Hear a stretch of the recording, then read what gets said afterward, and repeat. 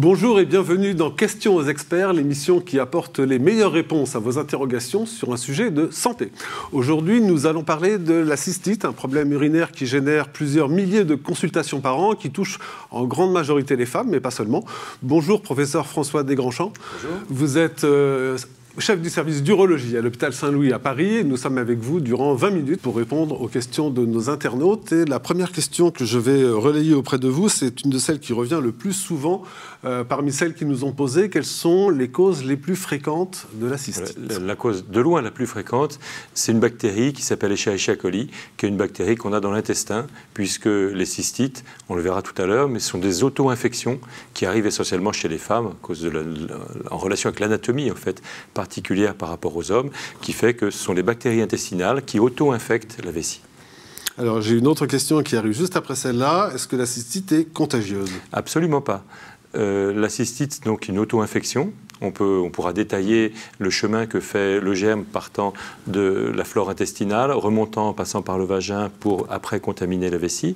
Mais donc la cystite qui peut éventuellement être déclenchée par des rapports sexuels n'est pas liée au partenaire, ce n'est pas une infection attrapée par le partenaire. Et de même, une femme qui a une cystite ne va pas contaminer son partenaire s'il y a un rapport sexuel. On reviendra sur ce sujet parce que je crois qu'il y a quelques questions d'internautes qui le concernent. Beaucoup, oui. Je vous rappelle que cette émission est diffusée en direct pour les abonnés de Pourquoi Docteur et de notre page Facebook. Vous pouvez donc poser toutes vos questions au professeur François Desgrands-Champs en utilisant la boîte de dialogue en bas de votre écran. Y a-t-il des cystites qui ne sont pas infectieuses ? Oui, il y en a, mais pas très fréquentes. Ou pour une d'entre elles en tout cas, mais insuffisamment reconnue. Il y a tout d'abord la cystite radique, c'est quand les femmes ont eu des rayons pour un cancer du col de l'utérus, les rayons peuvent brûler la vessie. Cystite, it, ça veut dire inflammation, et cyste, c'est la vessie, donc c'est des signes d'inflammation de vessie, on reverra les signes, qui correspondent à des signes d'inflammation de vessie bactérienne, mais qui sont dus aux rayons. Et une cause particulière de cystite sont des cystites qui sont dues à un défaut d'étanchéité de l'intérieur de la vessie. En principe, la muqueuse de la vessie qui revêt l'intérieur de la vessie rend étanche la vessie, ce qui fait que l'urine ne peut pas pénétrer dans la paroi de la vessie. Une cystite interstitielle, c'est justement cette muqueuse qui est perméable, et donc l'urine qui est agressive va agresser donc le muscle vésical. Les femmes vont avoir des signes de cystite, mais ne trouveront jamais de germes. Ce qui fait que souvent, on finit par les prendre pour des raisons psychosomatiques. On leur dit que c'est des problèmes plus psychologiques que réellement médicaux, alors que c'est vraiment une pathologie assez courante et très méconnue. Donc il faut y penser. Le signe principal, c'est d'abord des cystites qui n'ont pas de germes et surtout, particulier, c'est une douleur qu'on a au-dessus du pubis qui est soulagée quand on urine. Alors qu'une cystite bactérienne, c'est une douleur qu'on a aussi au-dessus du pubis mais qui est augmentée quand on urine. Quand la vessie se contracte, ça fait plus mal parce qu'il y a des germes dedans. Alors que dans la cystite interstitielle, quand la vessie se contracte, elle se vide. Donc il y a moins de pression qui fait rentrer l'urine dans le muscle vésical. Donc ça libère. Et justement, bonne question, que faire contre la douleur ? C'est une question qui est posée par des dizaines d'internautes. Oui, alors pourquoi elle pose ces questions, ces dames ? C'est parce que actuellement, le traitement des cystites, c'est un traitement minute. C'est-à-dire qu'on prend un sachet de Monuril, pour ne pas le nommer, et puis c'est comme si on prenait 3 jours d'antibiotiques. Et quand un patient prend un traitement, il estime qu'il doit être guéri tout de suite. Si vous avez une prescription de 3 ou 5 jours d'antibiotiques pour une cystite, ben vous admettez finalement d'avoir encore quelques douleurs pendant 3 ou 5 jours. Alors que là, on imagine qu'il ne faut plus avoir de douleur. Donc, il faut, en plus du Monuril, prendre des antalgiques. Si la douleur ne cède pas, c'est normal qu'on ait mal après la prise du sachet. Il faut le temps que l'inflammation régresse. Et donc, on peut prendre de l'Ixprime, du Doliprane, des choses comme ça. J'ai une question qui est arrivée un petit peu plus tard, qui nous dit « J'utilise des huiles essentielles, c'est la seule chose qui me soulage ». Alors, l'huile essentielle en suspubien, c'est ça Je n'ai pas d'informations sur la manière en absorption. C'est particulier. Alors, les femmes appellent cystite aussi toutes les douleurs et les envies pressantes d'uriner. Et donc, il y a ce qu'on appelle les cystalgies. Ce sont des douleurs vésicales, mais sans contamination bactérienne. Les cystites interstitielles dont on a parlé. Et puis, donc, les hyperactivités vésicales. Donc, la différence se fait. Enfin, il y a un outil essentiel que l'on peut recommander, qui est la bandelette urinaire. Si les femmes ne savent pas s'il y a une infection ou pas, elles vont chez le pharmacien. Il y a des bandelettes qui réagissent au nitrite et au leucocyte.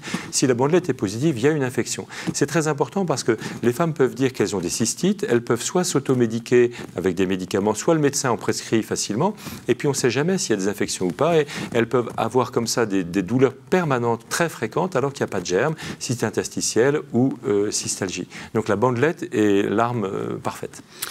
Des maux de ventre, des maux dans le bas-ventre et de la température, est-ce que ça peut être un signe de cystite? Alors, les maux dans le bas-ventre, oui. La température, non. Dès qu'on a de la fièvre, qu'on dépasse 38, c'est plus une infection de la vessie. La cystite ne donne jamais de fièvre. C'est facile, jamais, jamais, jamais. Dès qu'il y a de la fièvre, c'est qu'il y a l'infection d'un parenchyme. C'est-à-dire, en fait, il y a l'infection du rein, parce que c'est un terme qu'on ne comprend pas bien, parenchyme. C'est-à-dire qu'en fait, le germe qui est dans la vessie peut savoir, comme un saumon, remonter le long du canal de l'urtère et atteindre le rein. Et donc, c'est ce qu'on appelle une pyélonéphrite, une infection du rein. On change complètement de registre. Il faut venir aux urgences, il faut aller à l'hôpital parce qu'il peut y avoir des conséquences assez graves. Le germe peut, après, une fois dans le rein, passer dans le sang, faire une septicémie. Donc, on n'admet jamais le diagnostic de cystite s'il y a de la fièvre. J'ai souvent une cystite après avoir fait du sport. Y a-t-il un lien possible? C'est particulier, peut-être, oui, les frottements. Les frottements, toujours pareil, hein, parce que en fait, il y a eu même des études sur la distance entre l'urètre, qui est le canal urinaire, et l'anus. Il y a l'urètre, le vagin, l'anus. Il y a eu des études qui ont essayé de montrer que plus l'anus était proche de l'urètre, plus il y avait d'infection. C'est-à-dire qu'il y a une sorte de macération qui fait sur le périnée remonter les germes. Ça peut être une explication. Ce que l'on sait, c'est que les troubles du transit, on y reviendra tout à l'heure, sont des grands vecteurs de cystite parce que la population microbienne périnéale augmente à ce moment-là. Donc, le seul lien que je puisse voir, c'est celui-là.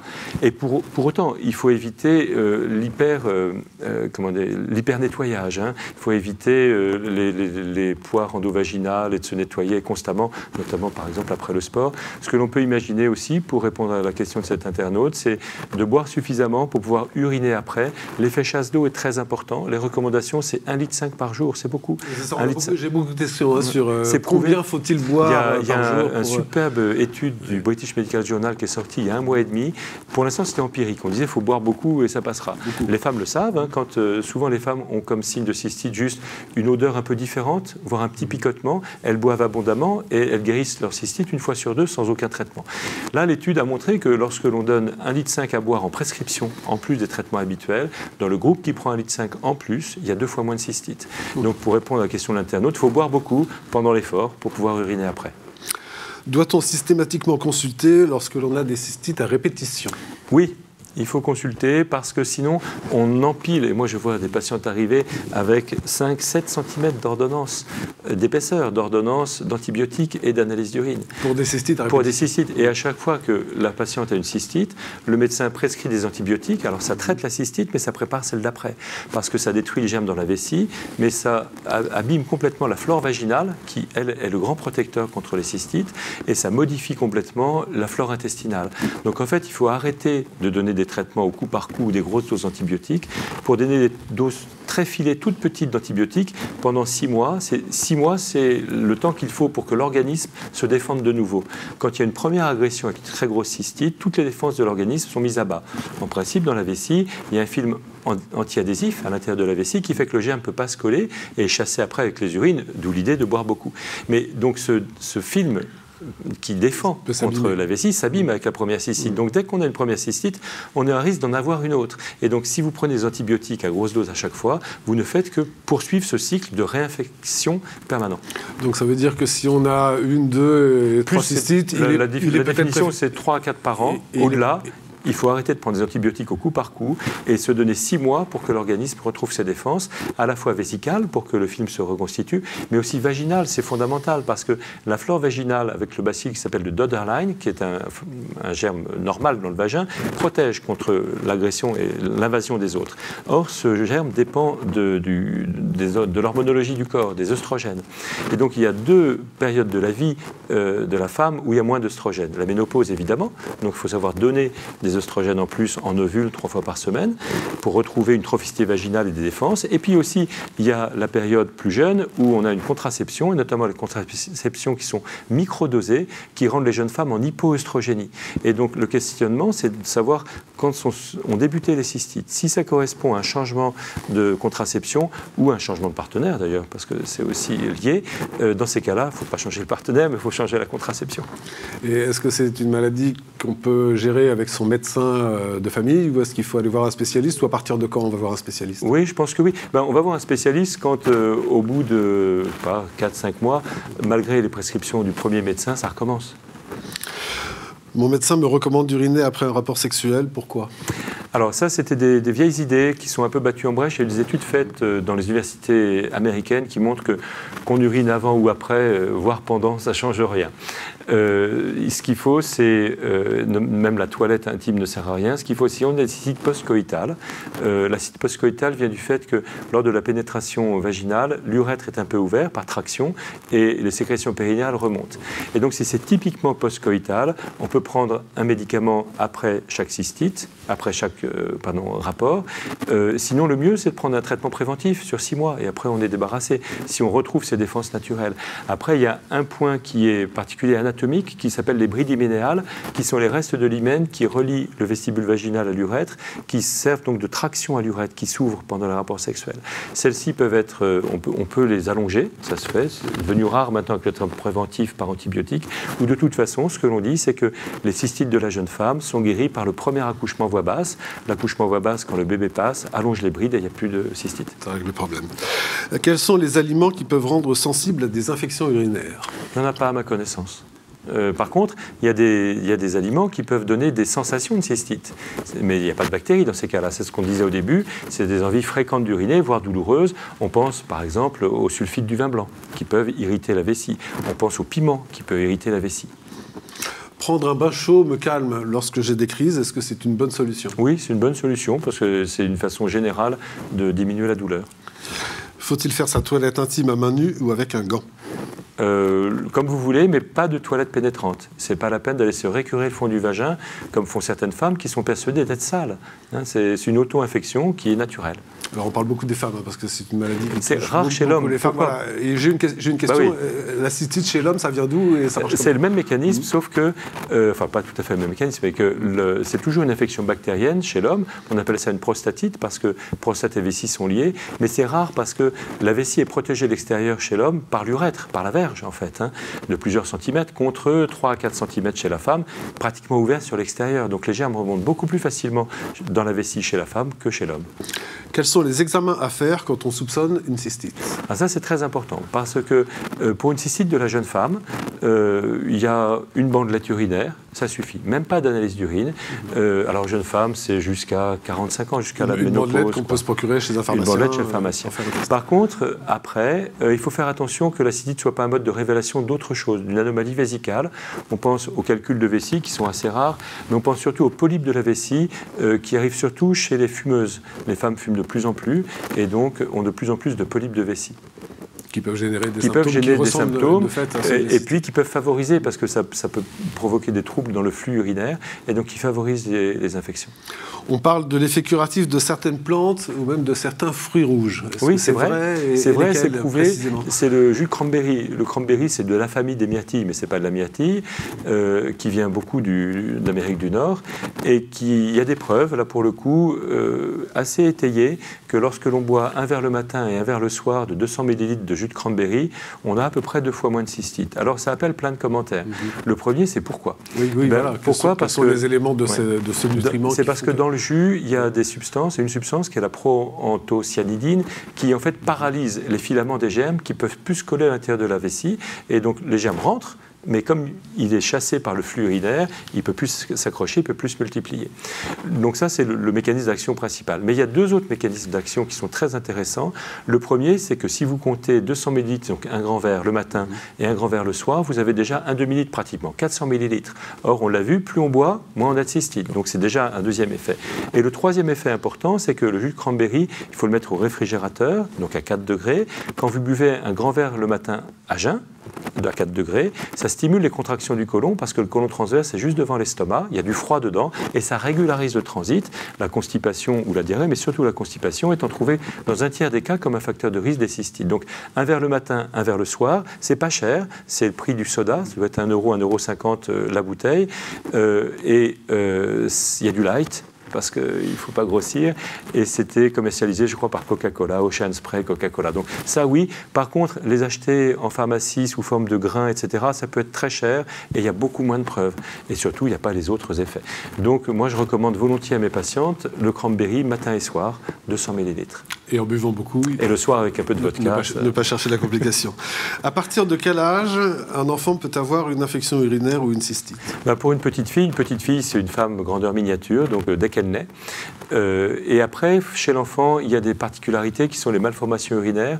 Les enfants peuvent naître avec un retard de maturation du bas urtère, donc un reflux, où l'urine peut donc remonter. Ça favorise donc les infections par ces turbulences. Mais sinon, une petite fille peut avoir une cystite comme sa maman peut l'avoir, simplement parce que c'est une femme. Comment on la diagnostique? Parce que c'est compliqué pour une petite fille d'expliquer un certain nombre de choses.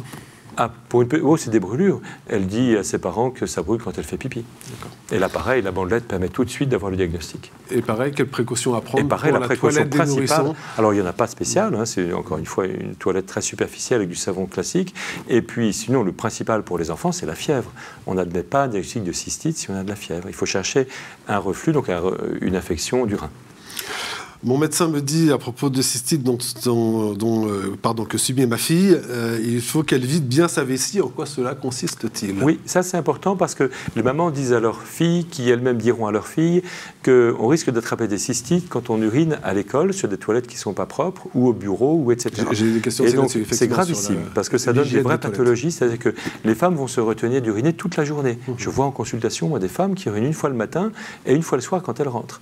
Et donc, pour ça, elles boivent moins et elles gardent de l'urine en permanence dans la vessie. Cette urine, en fait, c'est un milieu de développement des germes idéal et donc elles gardent en permanence comme une boîte de pétri prête à multiplier les germes. Donc il faut dire aux petites filles et aux femmes qu'il faut respecter ces envies d'uriner et parce que petit à petit, la vessie va se distendre et il y a des vraies pathologies qui viennent de là.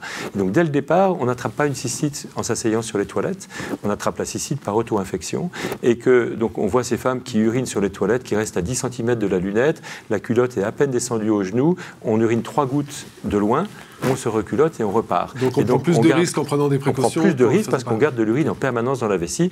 Il faut s'asseoir lourdement sur les toilettes. Si on a peur d'attraper quelque chose, et éventuellement, si c'est sale, un furoncle, on prend du liquide hydroalcoolique, on fait une toilette sommaire de la lunette et on respecte ses envies d'uriner et on vide sa vessie. Un traitement anti-inflammatoire peut-il suffire ?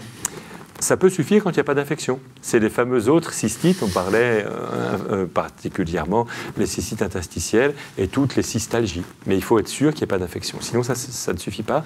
Encore que les boissons abondantes, on l'a dit tout à l'heure, permettent de guérir une cystite sur 2. Mais si au bout de 24 heures, avec 1,5 litre à 2 litres, on a encore les symptômes, il faut faire une bandelette et puis se soigner. Une internaute me pose une question qui revient sur ce que vous avez déjà évoqué tout à l'heure.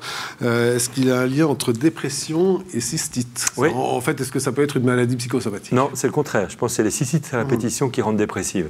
Parce que les femmes, par exemple, sont très affectées dans leur vie intime, dans leur vie sexuelle. Elles ont tellement peur d'attraper une cystite que les rapports sexuels deviennent pratiquement une épreuve.